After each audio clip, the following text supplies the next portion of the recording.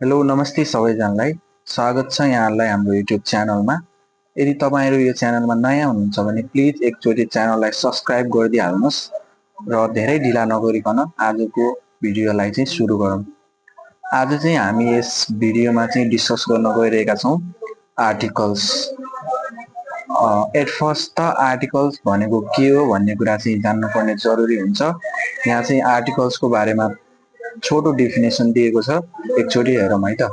Articles are used before noun to fix or define noun in some way or the others. आर्टिकलले चाहिँ नाउनलाई विभिन्न तरिकाहरूबाट define गर्छ र article जहिले पनि नाउन भन्दा पहिला प्रयोग हुन्छ भनेर चाहिँ भनिएको छ है। अब यसैगरी हामी जाउँ टाइप अफ आर्टिकल्स। आर्टिकलको चाहिँ मेनली दुईटा टाइप हुने गर्दछ। पहिलो छ इन्डेफिनिट आर्टिकल्स जसमा चाहिँ ए र एन पर्दछन् भने त्यस्तै छ अर्को छ डेफिनिट आर्टिकल्स जसमा चाहिँ द पर्दछ।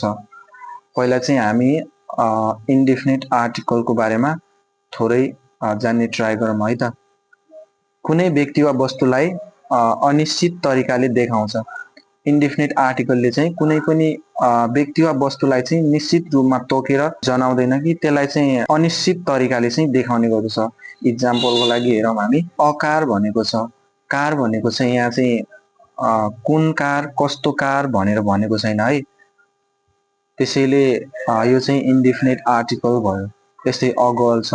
अब कुन गर्ल, गर्ल्सहरू त धेरै पनि हुन सक्छन्, सो यहाँ चाहिँ अको प्रयोग गरिएको छ। त्यस्तै एन अम्ब्रेला, अम्ब्रेला पनि कस्तो अम्ब्रेला भनेर कुनै पनि डेफिनेसनहरू छुट्याएको छैन। त्यस्तै एन एप्पल, एप्पलको पनि कुनै डेफिनेसन कस्तो एप्पल, कुन एप्पल भनेर कुनै पनि यसलाई चाहिँ अनिश्चित तरिकाले चाहिँ देखाएको छ। सो यो चाहिँ इन्डेफिनिट आर्टिकल्स भयो। त्यस्तै अर्को छ डेफिनिट आर्टिकल्स। डेफिनिट आर्टिकल्स भनेको जसमा चाहिँ द पर्दछ। यसलाई चाहिँ कसरी डिफाइन गर्न सकिन्छ भने कुनै पनि व्यक्ति वा वस्तुलाई निश्चित तरिकाले देखाउँछ। डेफिनिट आर्टिकलले चाहिँ कुनै पनि व्यक्ति होस् या वस्तु होस् त्यसलाई चाहिँ तोकेर भन्ने गर्दछ। इक्जाम्पलको लागि हेरौँ, द सन, सन भनेको छ अब कस्तो सन, कुन सन भन्ने कुरा हुँदैन। सो यसलाई चाहिँ निश्चित तरिकाबाट तोकेको हुन्छ। सन भनेको एउटा मात्रै हुन्छ र त्यसलाई चाहिँ तोकेर भनेको छ। यो चाहिँ डेफिनिट आर्टिकल्स भयो। त्यस्तै अर्को छ अर्थ, पृथ्वी पनि एउटा मात्रै हुन्छ। कस्तो पृथ्वी, कुन पृथ्वी भन्ने कुरा चाहिँ यसमा हुँदैन हैन। सो त्यसैले यो चाहिँ डेफिनिट आर्टिकल्स भयो। अब त्यसै गरी हामी जाउँ युज अफ इन्डेफिनिट आर्टिकल्स। यहाँ चाहिँ इन्डेफिनिट आर्टिकलको चाहिँ प्रयोग हेरौँ हामी चाहिँ, जसमा चाहिँ ए र एनको प्रयोग हेर्नेछौँ। Indefinite articles always use with singular countable noun. यहाँ चाहिँ के भनेको छ भने इन्डेफिनिट आर्टिकल चाहिँ जहिले पनि सिङ्गुलर काउन्टेबल नाउनसँग मात्रै प्रयोग हुन्छ। जस्तै सिङ्गुलर काउन्टेबल नाउन भनेको सिङ्गुलर भनेको एउटा मात्रै, प्लुरल भनेको दुई या दुईभन्दा बढी, यो त तपाईहरुलाई थाहा छँदैछ होला। काउन्टेबल नाउन भनेको चाहिँ गन्न सकिने नाउनहरु है। जस्तै गन्न सकिने केही कुराहरु पनि अब हामीले काउन्ट गर्न सकिन्छ भने त्यो चाहिँ काउन्टेबल नाउन भयो। जस्तै इक्जाम्पलको लागि हेरौँ, अ पेन। पेन भनेको काउन्टेबल नाउन हो र सिङ्गुलर पनि हो है। सिङ्गुलर कसरी भनेपछि एउटा मात्रै पेन भनेको, जस्तै पेन्स भनिदिएको भए यो चाहिँ प्लुरल हुन्थ्यो भने पेन मात्रै भनेको छ। सो यो चाहिँ सिङ्गुलर नाउन भयो। त्यस्तै एन एप्पल, एप्पल पनि एउटा सिङ्गुलर छ। एप्पल्स भनेको भए प्लुरल हुन्थ्यो होला, अनि एप्पललाई पनि काउन्ट गर्न सकिन्छ, कतिवटा एप्पल अनि कति केजी एप्पल भनेर। अब यसमा पनि हामी ए र एन को फरक फरक प्रयोगहरू हेर्छौँ है। जस्तै पहिला हेरौँ हामी ए को प्रयोग हेरौँ। कन्सोनेन्ट साउन्ड क देखि ज्ञ सम्मको अगाडि ए को प्रयोग गर्नु पर्दछ। कन्सोनेन्ट साउन्डहरू क देखि क ख गर्दै ज्ञ सम्म को साउन्डहरूको अगाडि हामी चाहिँ अ को प्रयोग गर्छौँ है। जस्तै इक्जाम्पलको लागि हेरौँ, C is dot dot doctor भनेको छ।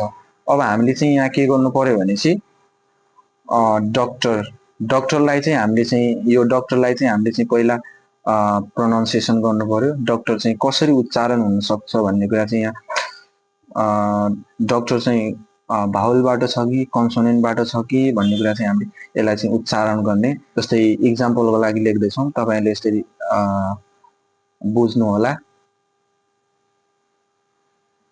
डक्टर यहाँ अटाएन है, यस्तो मैले सामान्य लेखिदिएँ। जस्तै डक्टर कुन यो ड भनेको क खबाट सुरु भएछ नि त, त्यसैले कन्सोनेन्ट साउन्ड हो। कन्सोनेन्ट साउन्डको अगाडि हामीले के लगाउने भनौँ, अ को प्रयोग गर्ने भनौँ। सो सी इज डट डटको ठाउँमा यहाँ चाहिँ के हुन्छ भनेपछि अ हुन्छ। त्यसै गरी हामी अब एनको प्रयोग हेरौँ। भावल साउन्ड अदेखि अहसम्मको अगाडि चाहिँ एनको प्रयोग गर्नुपर्छ।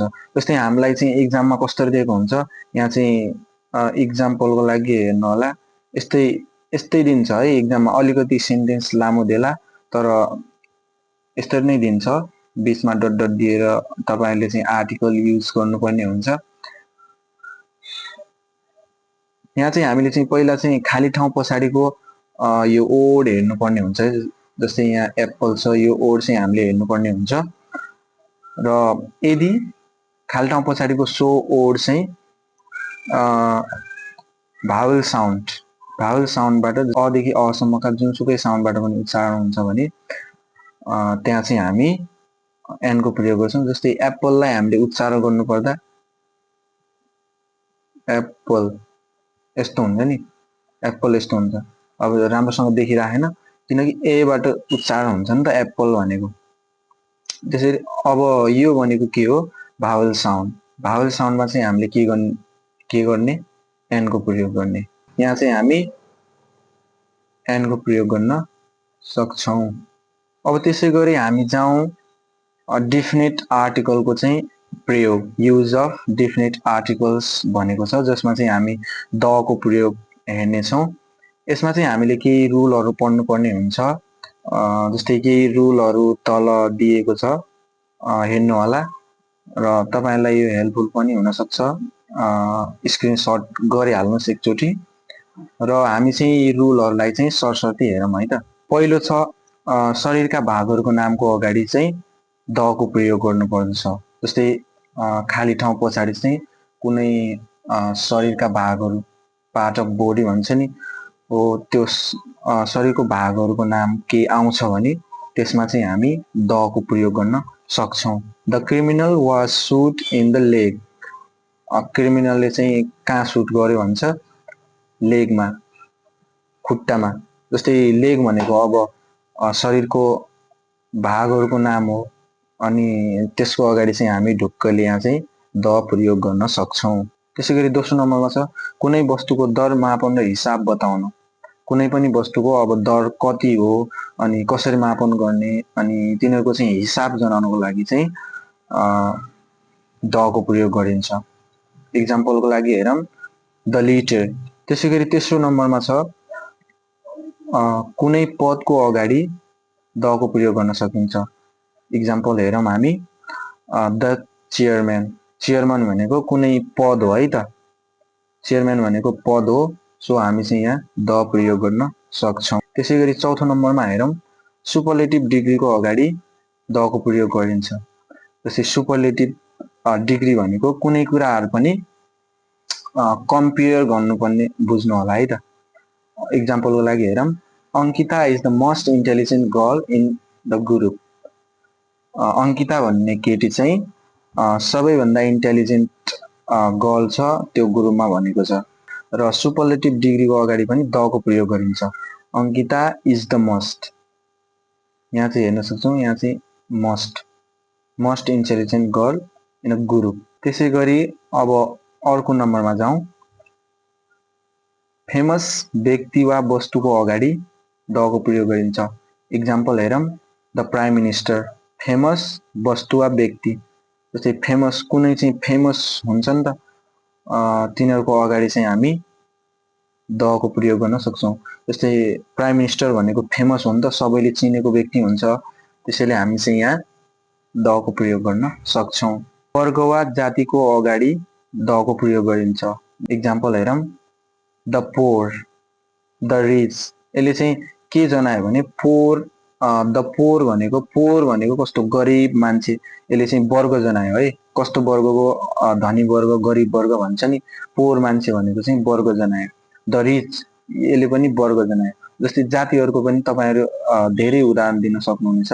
पूर्व निर्धारित वस्तु वा व्यक्तिको अगाडि, पूर्व निर्धारित भनेको चाहिँ आफूलाई थाहा भएको कुरा, पहिले नै थाहा भएको कुरा, त्यो चाहिँ त्यसको अगाडि चाहिँ हामी द प्रयोग गर्न सक्छौँ।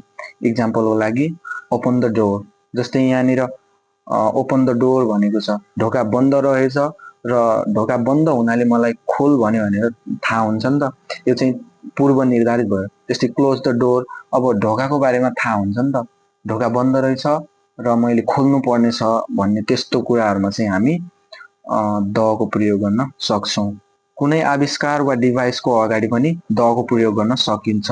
इक्जाम्पल हेरौँ, द रेडियो, द टिभी। आविष्कार भनेको कुनै नयाँ आविष्कारहरू, अनि डिभाइसहरू, कुनै मोबाइल फोन इत्यादिहरू, त्यसको अगाडि पनि हामी द प्रयोग गर्न सक्छौँ। जस्तै रेडियो भनेपछि एउटा यो चाहिँ आविष्कार हो है, यसको अगाडि पनि हामी द प्रयोग गर्न सक्छौँ। बाजागाजाका नामको अगाडि दको प्रयोग गरिन्छ।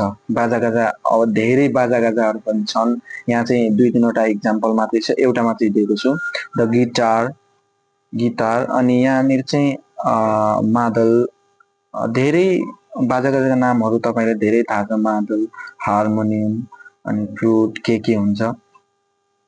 अनि बाजागाजाका नामको अगाडि पनि दको प्रयोग गर्न सकिन्छ।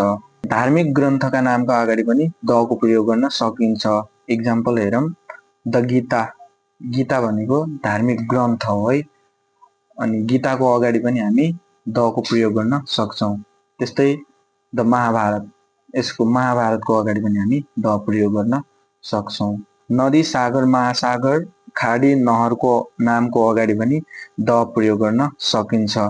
जस्तै नदीहरू विभिन्न, अनि सागरहरू, महासागरहरू, अनि खाडीहरू, नहरहरूको नामको अगाडि पनि हामी द प्रयोग गर्न सक्छौँ। जस्तै यहाँ इक्जाम्पलको लागि दिएको छ, द कोशी भनेको नदीको नाम हो, नेपालको नदी हो कोशी भनेको चाहिँ होइन, यसको अगाडि पनि द प्रयोग गर्न सकिन्छ। द बे अफ बङ्गाल भनेको बङ्गालको खाडी भन्नु खोजेको, यसको अगाडि पनि हामी दको प्रयोग गर्छौँ। देशहरूको समूहको अगाडि पनि दको प्रयोग गर्न सकिन्छ।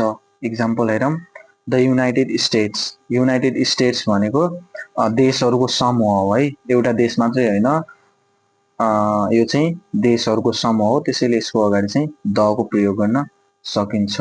यदि तपाईँलाई यो भिडियो मन पर्यो भने भिडियोलाई लाइक गरिदिनु होला र च्यानललाई सब्सक्राइब गरिदिनु होला। केही सुझाव सल्लाह प्रतिक्रिया दिनु छ भने कमेन्ट गर्नु होला भन्दै आजको भिडियोबाट छुट्टिन्छौँ। नमस्ते।